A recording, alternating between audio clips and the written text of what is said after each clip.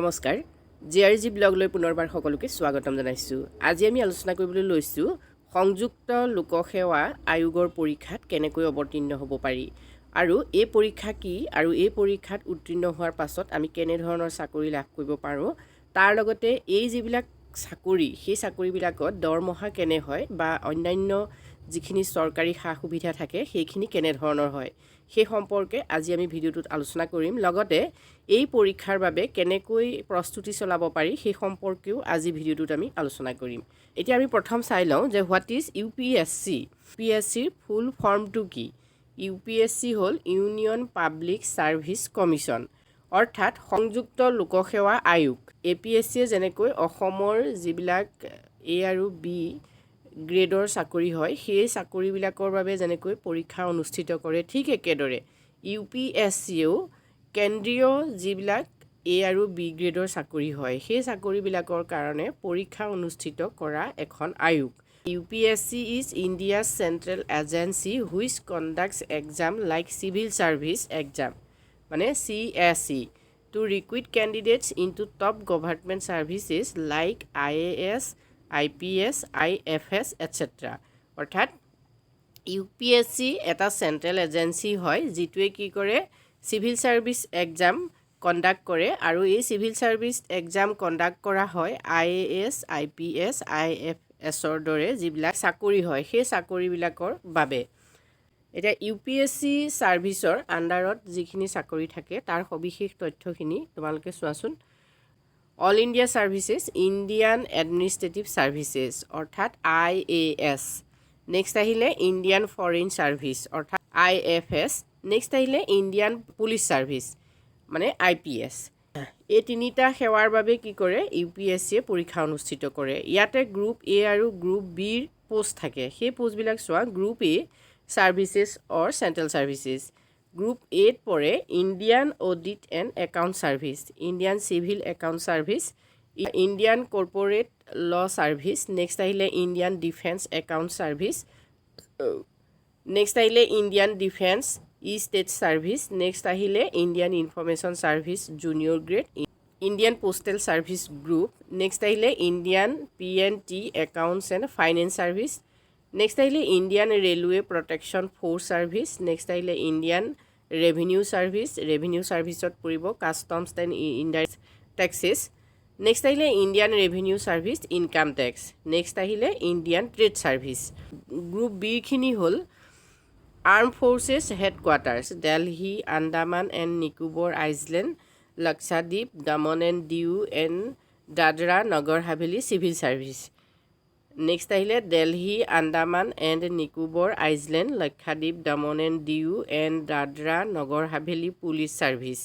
Next আহিলে Pondicherry civil service. UPSC আণ্ডাৰত অনুষ্ঠিত হোৱা যি পৰীক্ষা সেই পৰীক্ষাত উত্তীৰ্ণ হৈ এই পোষ্টবিলাক লাভ কৰিব পাৰি। এই চাকৰিসমূহত দৰমহা কেনেকুৱা হয়?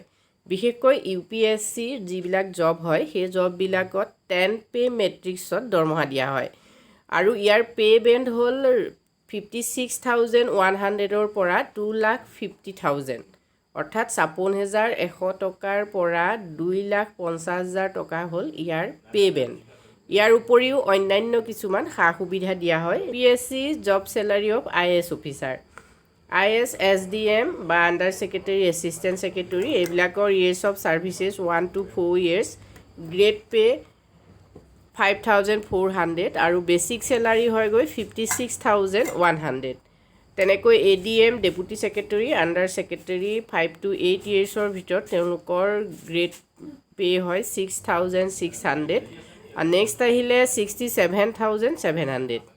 তেনেকৈ joint secretary, DM, joint secretary, deputy secretary এইবিলাকৰ 9 to 12 yearsৰ ভিতৰত 78,800 হয়গৈ বেছিক চেলাৰী। এই চাকৰিবিলাকৰ ডাঙৰ সুবিধাটো হ'ল কি যিমানেই ছিনিয়ৰ হৈ গৈ থাকে সিমানেই দৰমহাৰ পৰিমাণো বাঢ়ি গৈ থাকে, মানে বেছিক চেলাৰী যথেষ্টখিনি ইনক্ৰিজ হয়।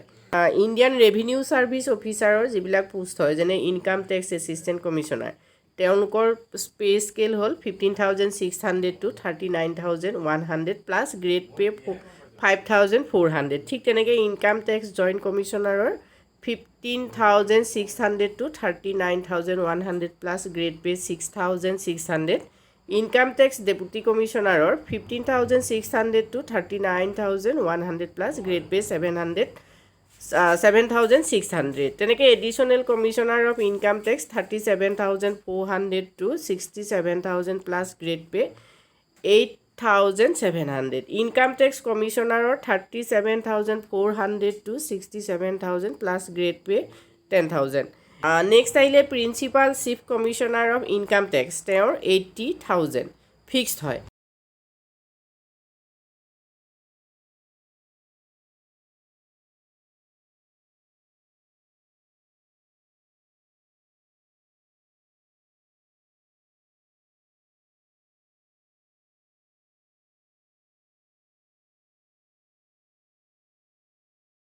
এতিয়া প্ৰশ্নটো হ'ল এই পদসমূহৰ বাবে কোনে কোনে আবেদন কৰিব পাৰে। সাধাৰণ ভাৰতীয় নাগৰিকে এই পৰীক্ষাত অৱতীৰ্ণ হ'ব পাৰে, মানে এই সকলো পদৰ বাবে উপযুক্ত হ'ব এজন সাধাৰণ ভাৰতীয় নাগৰিক। এডুকেশ্যন কোৱালিফিকেশ্যন হ'ল BA পাছ, মানে এজন জেনেৰেল গ্ৰেজুৱেট হ'লে সকলোৱে এই পদসমূহৰ বাবে আবেদন কৰিব পাৰিব। ইয়াৰ লগত বয়সৰ কথাটো নিশ্চয় আহিব। বিশেষকৈ জেনেৰেল কাষ্টৰ 21 বছৰৰ পৰা 32 বছৰৰ ভিতৰত হ'লে এই পদৰ বাবে আবেদন কৰিব পাৰিব। অন্যান্য কাষ্টবিলাকক সাধাৰণতে যিবিলাক চিডুল কাষ্ট, চিডুল ট্ৰাইব, তেওঁলোকৰ বাবে 5 বছৰ ইয়াত ৰেহাই দিয়া হয়। আৰু যিবিলাক OBC বা আদাৰ বেকৱাৰ্ড ক্লাছেছ আছে তেওঁলোকৰ বাবে ইয়াত 3 বছৰ ৰেহাই দিয়া হয়। আৰু অন্যান্য বিভিন্ন ডিজেবল পাৰ্চনৰ বাবেও ইয়াত বহুত বছৰ ৰেহাই দিয়া হয়। APSCৰ দৰে UPSCটো 3টা ষ্টেজত ছিলেকশ্যন প্ৰচেছটো হয়। ফাৰ্ষ্ট ষ্টেজ হ'ল কোৱালিফাইং ষ্টেজ, যিটো প্ৰিলিমিনেৰী হয়, তাত 2খন পেপাৰ থাকে। আৰু নেক্সট মেইন এক্সাম হয়, মেইন এক্সামত 9খন পেপাৰ থাকে আৰু তাৰপিছত ভাইভা হয়। গতিকে এই 3টা ষ্টেজ পাৰ হোৱাৰ পাছতহে UPSC কমপ্লিট কৰিব পাৰি। গতিকে ছাত্ৰ ছাত্ৰীসকলে যদি কণ্টিনিউৱাছলি UPSCৰ বাবে প্ৰস্তুতি অব্যাহত ৰাখে তেওঁলোক নিশ্চয় সফল হ'ব।